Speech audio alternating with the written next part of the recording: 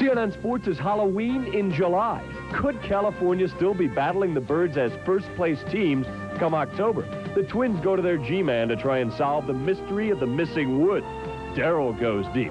They go batty in Comiskey and in the boxing ring, where Evander Holyfield looks to roundhouse a former bricklayer while he waits for Mike Tyson. And back to baseball, where managers and umpires go toe-to-toe over the role of the men in blue. Hello, everyone, and welcome to our show. I'm Hannah Storm. And I'm Gary Miller on a Saturday when Evander Holyfield tried to take a step closer to taking on Mike Tyson, getting whoever he can find to make up for the delay in Tyson taking him on. More from the ring in a moment, but we begin in Baltimore with the American League's top two contenders squaring off. The division leaders continue their battle, and who would have thought that the division leaders would be a series between the Orioles and the Angels? The Angels finished last season 29 games out of first place. The Orioles were even worse. But Baltimore has led for 66 of the first 101 games of the season, and that's the most ever by a team that finished in last place the year before.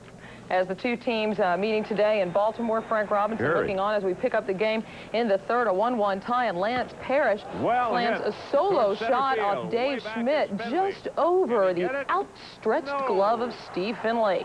His 12th homer of the season for Parrish, and the Angels would take a 2-1 lead. Top of the seventh, they were up 5-3. The journeyman Max Venable slaps the RBI single through the drawn-in infield for his fourth hit and his second RBI of the game. Bottom of the seventh, 7-4 Angels. Joe Orsulak rips a shot into right field corner, scoring 2 runs off Greg Minton. It was an RBI triple. The Angels taking a 7-6 lead. Now it would be all tied up in the ninth.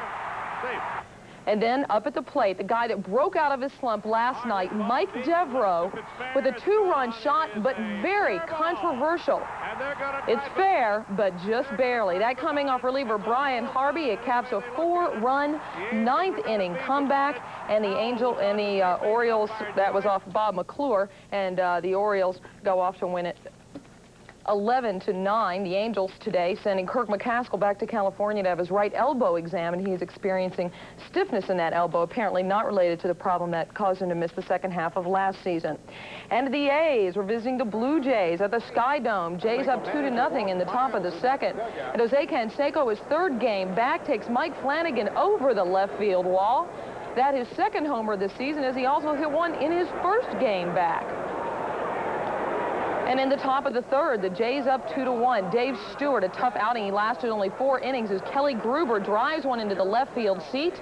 That's his third homer in 3 games, his 12th of the season, as Gruber has now hit in 10 straight. And just 2 batters later, the trouble would continue for Stewart. Fred McGriff belts this opposite field shot, his 21st of the year. McGriff going 4 for 4 today. He would drive in 2 runs, and the Jays would get the 6-1 win as Dave Stewart gave up 6 runs in 4 innings. The Blue Jays have now won 6 of their last 7.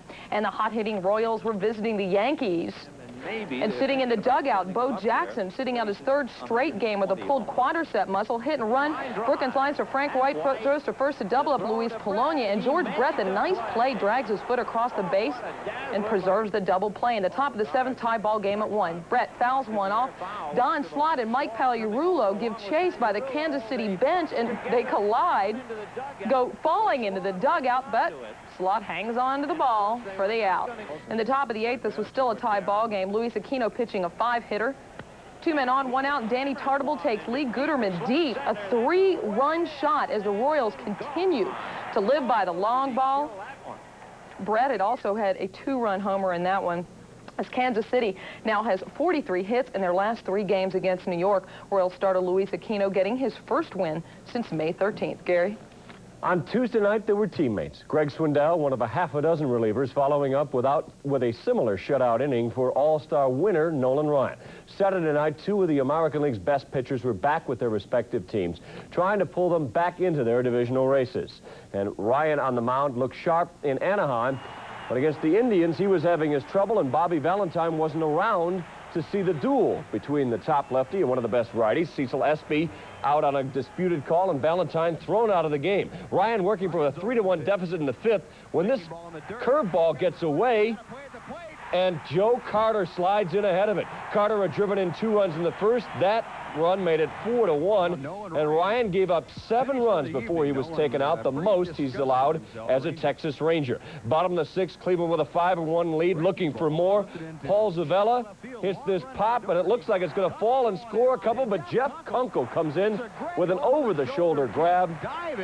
But it was one of the few bright spots as Greg Swindell completely handcuffed the Rangers with a 5-hitter. He's now 12-2 with his 5th complete game on a season-high 10 strikeouts. At the Metrodome this afternoon, national television audience looking on to Tom Kelly's troubled Twins. It was a scoreless tie in the bottom of the 2nd when they got a little bit of luck, courtesy of the Boston Red Sox. Greg Gagney's shot goes not only through Wade Boggs, but bad hops Mike Greenwell as well. Randy Bush and Brian Harper score on the double error. Twins take a 2-0 lead. Same score, top of the 4th. Jim Dwyer's kid can't watch as Dwight Evans bats, and that's why. Roy Smith gives up a 2-run gopher ball right into the mitt of the fan in the left field bleachers. Ties it at 2. Stay that way until the 8th. Mike Smithson hangs one over the center of the plate to his former teammate, and Gary Gadd. He makes him pay an opposite field shot, his 17th of the season, that snaps the tie and pulls out the win for the Twins. Jeff Reardon came on and was shaky in relief, but did pull out his 15th save. The Twins snapped their longest losing streak in 4 seasons that had reached 8 games.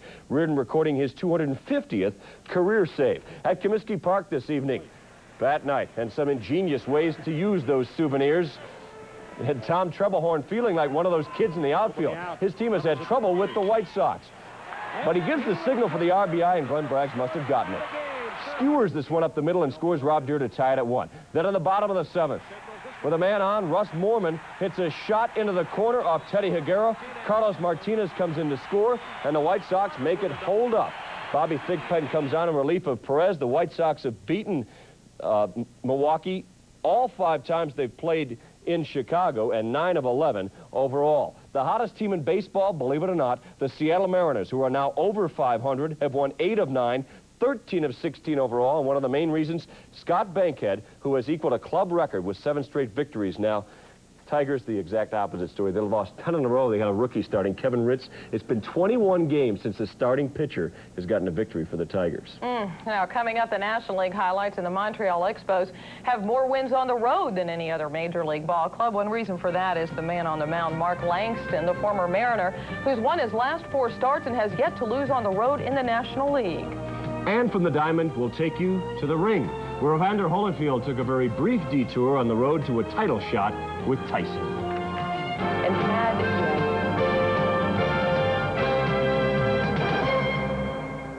Sports Tonight, brought to you by your Toyota dealer. Whatever car or truck you choose, you'll love the quality. Who could ask for anything more? And by Budweiser. Beechwood Age for that clean, crisp taste. This Bud's for you. Introducing a sedan with the heart of a lion, the all-new Toyota Cressida. Inside, the majestic body beats a powerful 24-valve, 190-horsepower engine. Plus, legendary Toyota quality. Quality that has made Cressida the most trouble-free new car sold 2 years in a row. Cressida for $89, the king of luxury performance sedans and the pride of Toyota.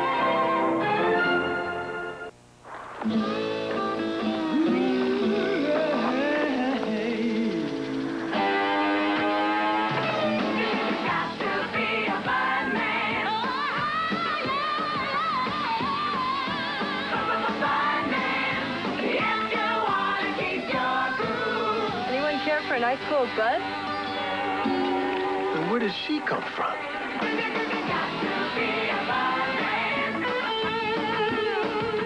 Homebound traffic report is next after this. Stop at Radio Shack and save over $600 on the easy-to-use Tandy 1000TL computer. It's more advanced than other IBM PC compatibles. With DeskMate built in, it's ready to use instantly. Plus, you get a color monitor and a bonus package of 3 additional home and office software programs, even a mouse, all for just $12.99. You save over $600 on the greatest Tandy 1000 offer ever. Only at Radio Shack, the technology store. Traffic's tied up on Main near Radio Shack. Tomorrow, Darryl Strawberry and the Mighty Mets begin their second half power drive. But Lonnie Smith and Atlanta are set to pull the plug. It's a National League collision. Live at 2:05 Eastern on TBS tomorrow.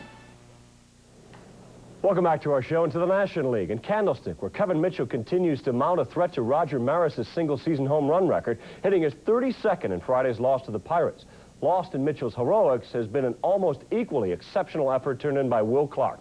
And Pittsburgh was rudely reminded of the 1-2 power of this combination this afternoon.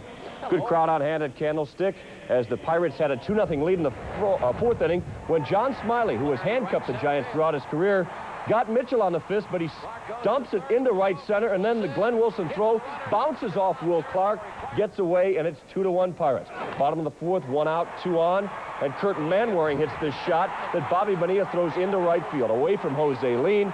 Mitchell scores to tie the game at 2. Then in the sixth, with the bases loaded and the Giants nursing a 3-2 lead, Smiley gets it down and away from Will Clark, but he reaches down and blasts it over the head of Wilson, bangs it off the chain link, and clears the bases.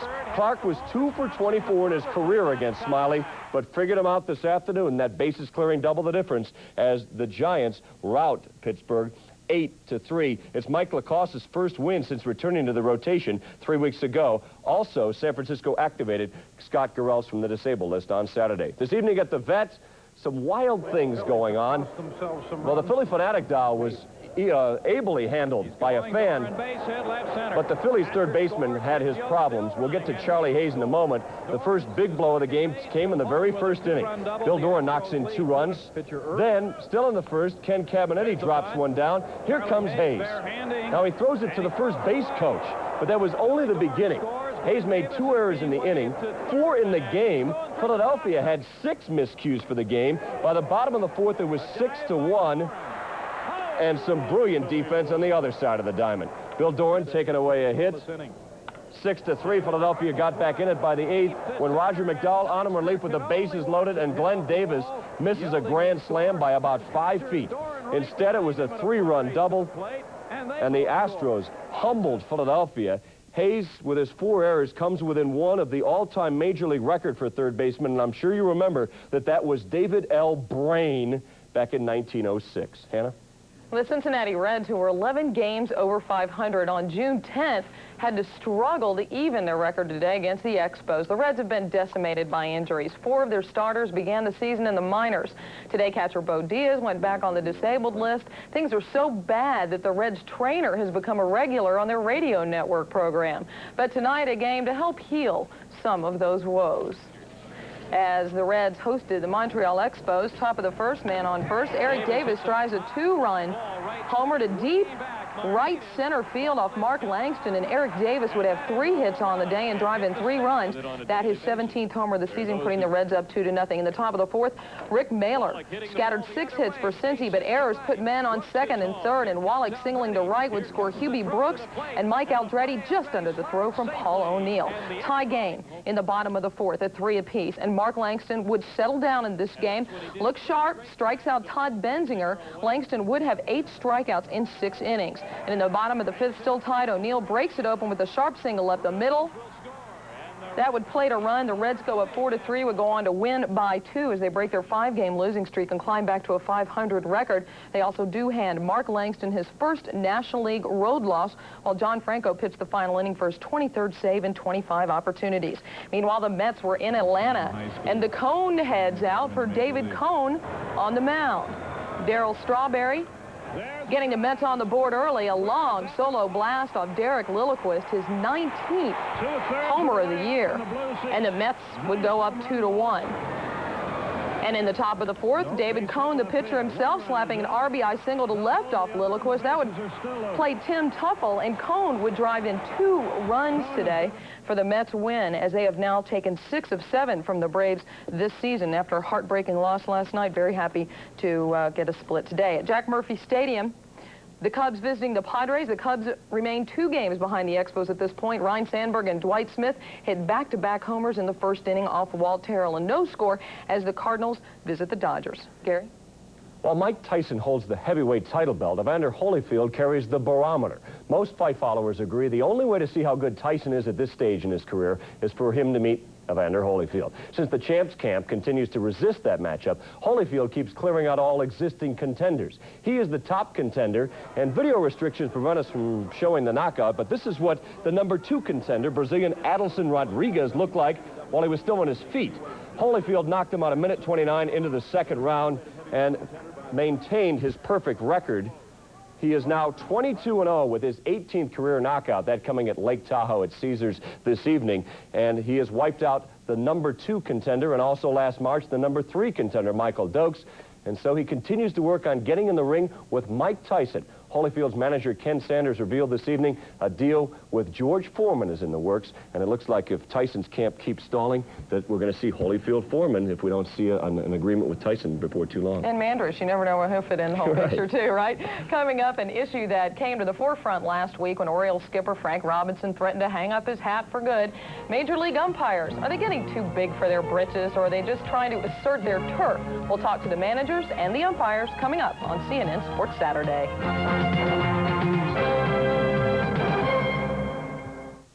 Introducing a sedan with the heart of a lion, the all-new Toyota Cressida. Inside, the majestic body beats a powerful 24-valve, 190-horsepower engine. Plus, legendary Toyota quality that has made Cressida the most trouble-free new car sold 2 years in a row. Cressida for $89, the king of luxury performance sedans and the pride of Toyota. We go above and beyond just like you, above and beyond what we have to do. I'm a Prudential representative, and I help people review their life insurance needs because I know how much the right life insurance means to me and my family. You take pride in your life, so do we. Going above and beyond is our policy. The Rock, the Prudential, above and beyond. Sunday, help for Poland's wretched economy, Hungary's staggering foreign debt. Can the U.S. bring free market prosperity and democracy to the East? CNN's Big Story, 7:30 a.m. Eastern, Sunday. Welcome back to our show. Betsy King is the hottest golfer on the LPGA Tour this season. She's the leading money winner. She already has 4 victories. But there's one thing that's eluded her in her career, and that's a U.S. Open title. In fact, Betsy King's only major win came at the Dinosaur Classic in '87. And today, Betsy was reminded once more that it is impossible to coast in a major championship.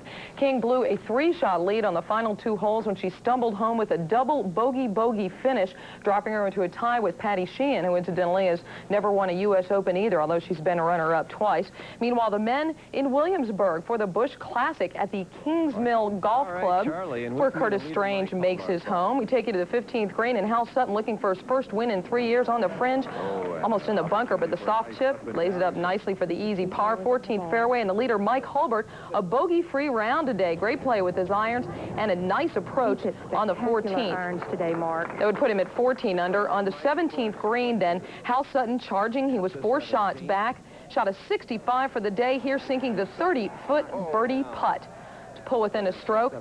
And on 18, Mike Hulbert in the fringe in front of the green, trying to protect his lead. The nice chip gets up and down.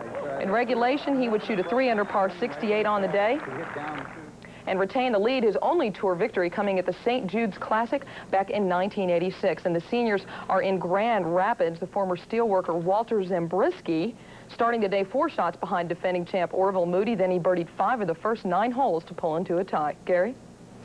Andre Agassi is one of the most recognizable players in tennis, but one of his most noteworthy tournaments of this season was Wimbledon, because he skipped it. Now that the tour has gotten away from the grass courts, which Agassi finds so difficult, the world's 4th-ranked player was back at center court as the top seed at the U.S. Pro Championships. He had breezed into the semifinals with straight-set victories in each of his previous matches, but this evening fought off match point in the 2nd set, then bowed out against former title holder Andres Gomez. Agassi is yet to win a tournament this season and missed an opportunity to play in Sunday's final, where Gomez will meet 2nd seed Mats Wilander, who eliminated Martin Haite.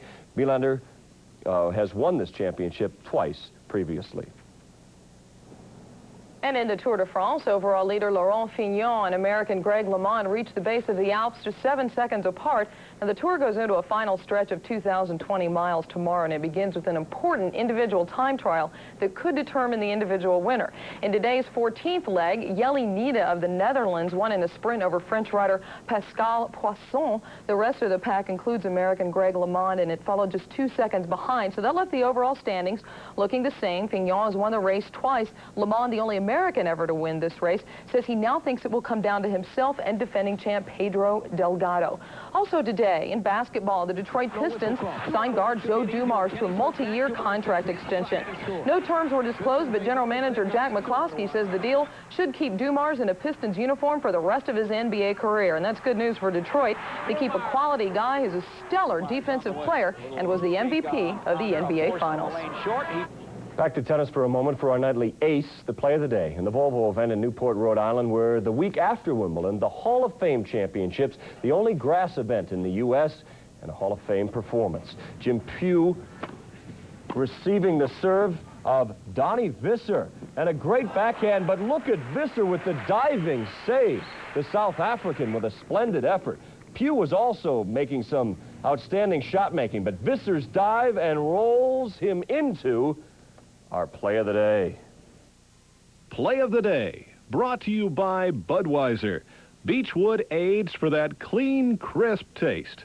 This Bud's for you. For reaching deep, for going long, for digging in when things go wrong, for pushing hard in all you do, that extra yard, for coming through, this Bud for you. Beechwood aids for the taste so crisp and clean, so refreshing, it's the king of beers.